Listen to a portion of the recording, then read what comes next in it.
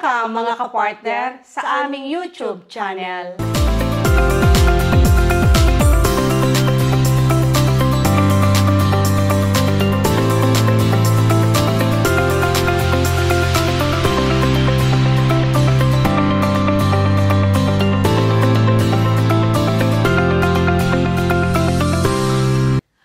Kapartner, ano ba yung Karta Identita na yan? Kapartner, ang Karta Identita is ang national ID dito sa Italia na lahat ng mga nakaresidente dito sa Italia ay merong nito.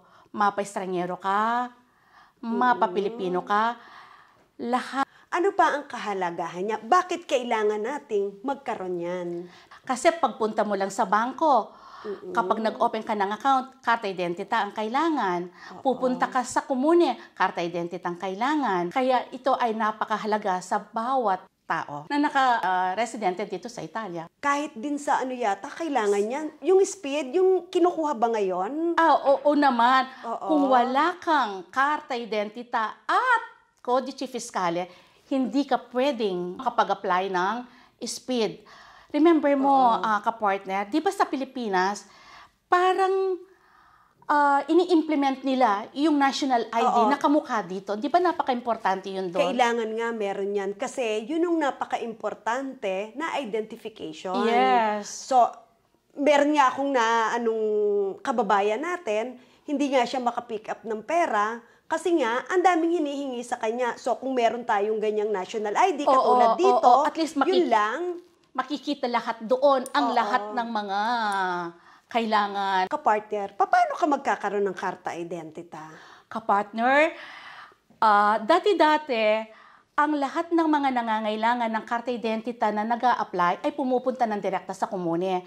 Dahil nagkaroon ng pandemya, ngayon ay online na lahat. Okay. So, magpapa-appointment by online, automatic doon, ikaw ang pipili ng date na gusto mong pumunta sa komune. Okay. Then, after that, may appointment ka na, basta dalhin mo yung permeso de soggiorno mo kasi i-update nila yon, Codice Fiscale. Yan. At magdala ka ng picture.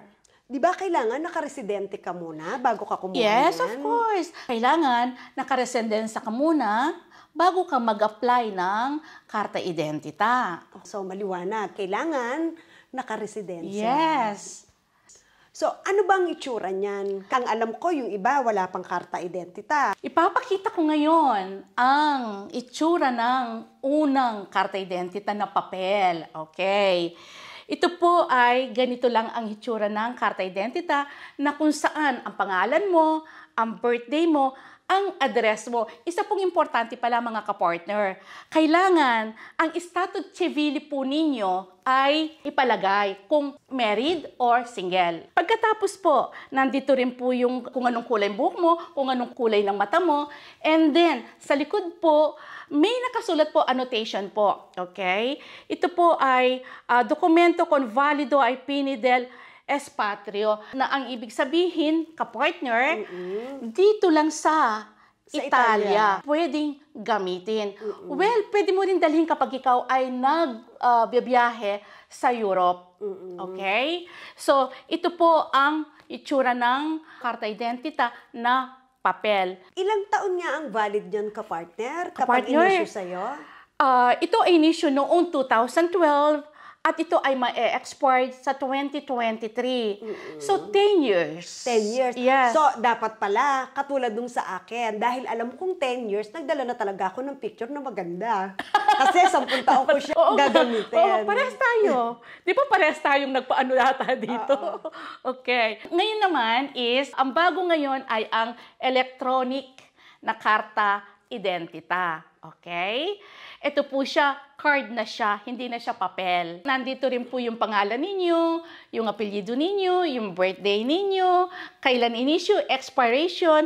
Sa likod po, makikita ninyo yung Codice Fiscale, yung address ninyong kasulukuyang kung saan po kayo naka-residence.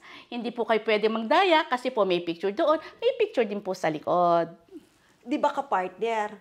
kung ikaw ay na-issuehan na ng karta identita ngayon, let's say, nagkambya residensa ka. Okay. So, anong mangyayari sa karta identita mo? Well, mamaintain pa rin yun. Hindi mo siya pwedeng palitan as long as na hindi siya ma-expired pa. So, So 6 talagang- months before, kailangan is magpa-appointment ka sa komune para sa renewal. So, ibig sabihin, kahit nagpakambya ng residensa, hindi pa rin papalitan ang karta identita. Yes, as long as na valid pa siya, hindi siya papalitan. So, dapat, yung residensa nyo, kung kayo nakaresidensya pa rin doon, hindi na papalitan yan. Hindi na.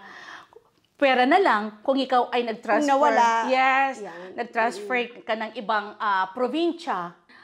Pwedeng palitan. Pero kapag ito ay nawala o nadukot, yan, pwede mo siyang palitan. Mga kapartner, kailangan wag ninyong ipawalang bahala kung wala kayong karta identita. Okay? Kapag po ito'y malapit ng ma-expired, kailangan magpa-appointment na po kayo. Welcome po kayo dito sa aming opisina para po tulungan kayo sa pag-a-appointment ng bagong karta identita.